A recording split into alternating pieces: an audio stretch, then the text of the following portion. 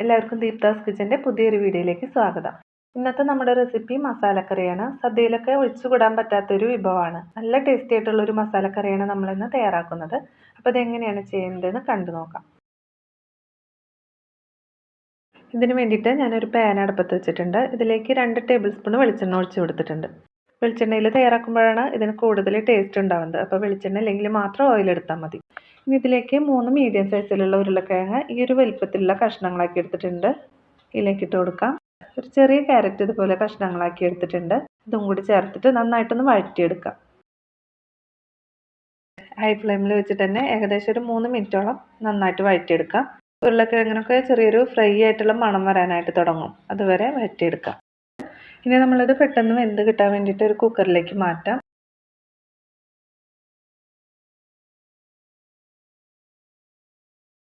ഇതിലേക്ക് 1/4 ടീസ്പൂൺ മഞ്ഞൾപ്പൊടിയും 1/4 ടീസ്പൂൺ ഉപ്പും ചേർത്ത് കൊടുക്കാം.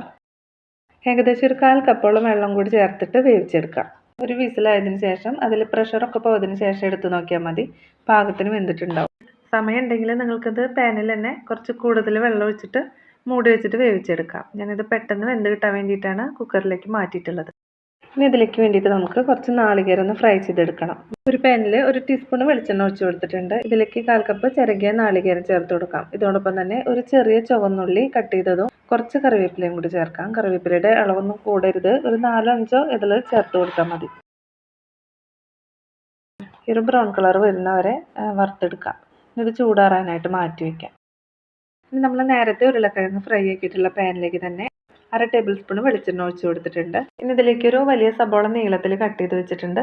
ഇതും കൂടി ചേർത്തിട്ടൊന്ന് വഴറ്റിയെടുക്കാം. ഇനി സബോളയുടെ കളറൊക്കെ മാറി വരുമ്പോൾ 1/2 ടീസ്പൂൺ ഇഞ്ചി ചതച്ചതും 1/2 ടീസ്പൂൺ വെളുത്തുള്ളി ചതച്ചതും ചേർത്ത് കൊടുക്കാം. വെളുത്തുള്ളി കൂടിപ്പോരുത്. ഇനി ഇതിൻ്റെയൊക്കെ പച്ചമണം മാറുന്ന വരെ വഴറ്റിയെടുക്കാം. ഇതോടൊപ്പം തന്നെ കുറച്ച് കറിവേപ്പിലയും ഒരു പച്ചമുളകും കൂടി ചേർക്കാം. പച്ചമുളക് നല്ല എരിവുള്ളതായതുകൊണ്ട് ഇതിൻ്റെ അറ്റം ചെറുതായിട്ടൊന്ന് കീറി കൊടുത്തിട്ടേ ഉള്ളൂ.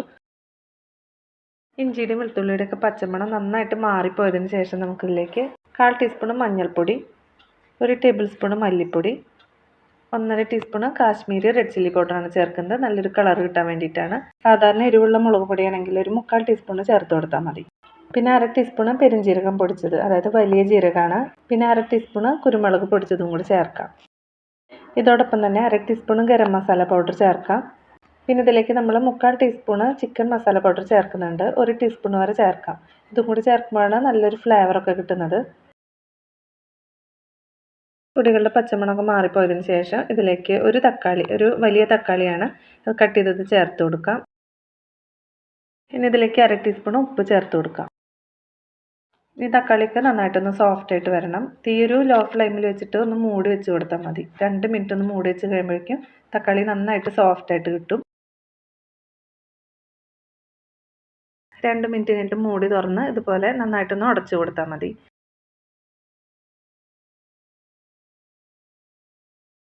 ഇതിലേക്ക് നമുക്കിനി ഗ്രീൻ പീസാണ് ചേർത്ത് കൊടുക്കേണ്ടത്. തലേ ദിവസം വെള്ളത്തിലിട്ട് കുതിർത്തിയിട്ടുള്ള 1/4 കപ്പ് ഗ്രീൻ പീസാണ്.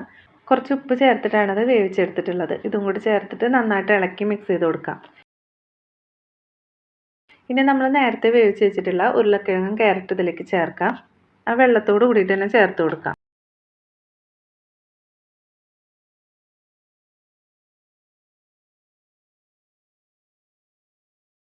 നമ്മൾ നേരത്തെ വറുത്ത് വെച്ചിട്ടുള്ള തേങ്ങ ഇവിടെ നന്നായിട്ട് ചൂടാറിയിട്ടുണ്ട്. അപ്പോൾ ഇതൊരു മിക്സിയുടെ ജാറിലേക്ക് ഇട്ട് കൊടുക്കാം.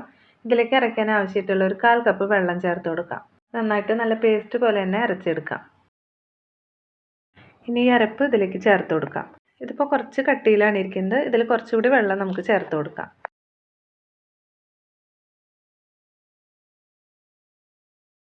കാൽ കപ്പ് വെള്ളം കൂടി ഇതിലേക്ക് ചേർത്തിട്ടുണ്ട്. അപ്പോൾ ഇനി ഉപ്പൊക്കെ നോക്കിയിട്ട് ആവശ്യമുണ്ടെങ്കിൽ നിങ്ങൾ ചേർത്ത് കൊടുക്കണം. എരിവ് പോരാകുകയാണെങ്കിൽ കുറച്ച് കുരുമുളക് പൊടിയാണ് ചേർത്ത് കൊടുക്കേണ്ടത്. മുളക് പൊടിയല്ല, കുരുമുളക് പൊടി ചേർത്താലാണ് ഇതിൽ കുറച്ചും കൂടി ടേസ്റ്റ് ഉണ്ടാകുന്നത്. അവസാനം കുറച്ച് കറിവേപ്പിലയും കൂടി ഇട്ടിട്ടൊന്ന് മിക്സ് ചെയ്ത് കൊടുക്കാം. സദ്യയിൽ വിളമ്പുന്ന അതേ ഒരു ടേസ്റ്റോട് കൂടിയിട്ടുള്ള മസാലക്കറി ഇവിടെ റെഡി ആയിട്ടുണ്ട്. ഈ ഓണത്തിന് ഇതെല്ലാവരും ഒന്ന് ട്രൈ ചെയ്ത് നോക്കാട്ടോ. നല്ല ടേസ്റ്റിയാണ്. വീഡിയോ ഇഷ്ടപ്പെടുകയാണെങ്കിൽ ലൈക്ക് ചെയ്യാനും സബ്സ്ക്രൈബ് ചെയ്യാനും മറക്കരുത്. വീണ്ടും അടുത്തൊരു വീഡിയോ ആയിട്ട് കാണാം. താങ്ക്